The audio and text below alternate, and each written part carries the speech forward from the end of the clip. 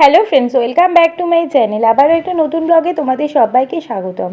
সেদিন সকালে ব্রেকফাস্ট করার জন্য চাউমিন বানাবো ভেবেছিলাম। একটু কাঁচা চাউমিন আগে থেকে সেদ্ধ করা ছিল আর বাড়িতে ছিল একখানা ডিম, তাই উপায় না পেয়ে এভাবে চাউমিন দিয়ে একটা অমলেট বানিয়ে নিয়েছিলাম। দেখো, কাঁচা যেহেতু চাউমিনটা আমার কাছে সেদ্ধ ছিল, একটা পেঁয়াজ ছোট্ট ছোট্ট করে কুচি করে নিয়েছি, সামান্য একটু দুধও দিয়েছি কারণ ডিমের পরিমাণটা এতটা কমে হবে না বলে। তারপর ফ্রাই প্যানে সর্ষের তেল দিয়ে নিয়েছি।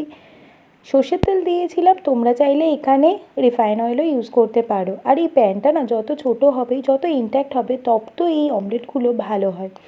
তারপরে এই তেলটাকে ভালো করে গরম করে নিয়ে আমি এই চাউমিনটা প্রথমে 2 মিনিটের জন্য ভাজা হতে দেবো। আর এই চাউমিনটার মাঝখানে না কোনো ফাঁক রাখা যাবে না, সুন্দর করে একটা গোলাকৃতি আকার আমি চাউমিনটা দিয়ে করে নিচ্ছি।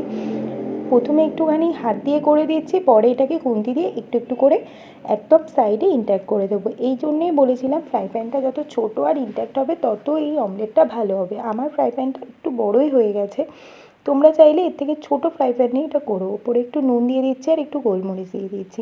আমি এখানে কাঁচা লঙ্কার ব্যবহার করিনি, তোমরা চাইলে কাঁচা লঙ্কা বা চিলি ফ্লেক্স দুটোই ইউজ করতে পারো। আর এই দেখো পিৎজা সিজনিং, এতে একটুখানি পিৎজা সিজনিং আমি দিয়ে দিয়েছিলাম জাস্ট ফর টেস্টের জন্য, এটা স্কিপও করা যেতে পারে। তারপরে এটা 2 মিনিট ভাজা হয়ে গেলে ভালোভাবে এর ওপর দিয়ে আমি দিয়ে দেবো এই যে ডিম, দুধ আর পেঁয়াজের কুচি, গোলমরিচ, নুন দিয়ে এটা করে রেখেছিলাম সেটা। এটা ভালো করে দিয়ে নেওয়ার পরে ভালো করে চামচ দিয়ে আস্তে আস্তে করে স্প্রেড করে দিচ্ছি। ডিম আর দুধটা তো চারদিকে এমনিই ছড়িয়ে যাচ্ছে, পেঁয়াজটা একটুখানি ভালো করে স্প্রেড করে দিলাম। এবার আর কিছু করার নেই, ওপরে চাইলে ঢাকা দেওয়াও যেতে পারে আবার নাও দেওয়া যেতে পারে, এটা কোনো কিছুই ম্যাটার করে না। আর আমি এখানে মোটামুটি যে চাউমিনটা নিয়েছিলাম সেটা পরিমাণে একজনের মতো চাউমিন, কিন্তু এই অমলেটটা হয়ে যাওয়ার পরে আমরা 3জন পেট ভরে খেয়ে নিয়েছিলাম এটা।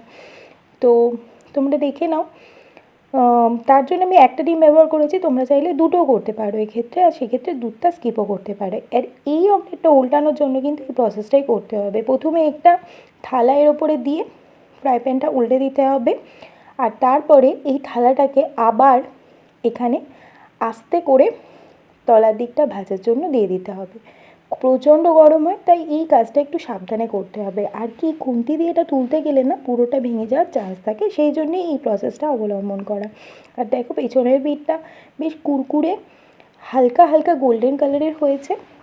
আর এ পাশটাও এইভাবেই এতটাই পরিমাণ ভাজা হওয়ার পরে তুলে নেব।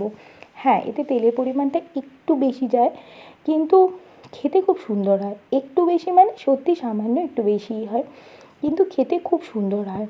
এটাকে চাউমিন অমলেট বলা যেতে পারে, তোমরা চাইলে এটা ম্যাগি দিয়েও বানাতে পারো, কিন্তু খেতে দুর্ধর্ষ হয়েছিল। এর ওপরে একটু চিজ দিয়ে দিলে তো আরও সুন্দর খেতে হতো, কিন্তু যেহেতু বাচ্চারা খাবে আর আমি এই সকালে ব্রেকফাস্টটা এত হেভি করতে চাইনি।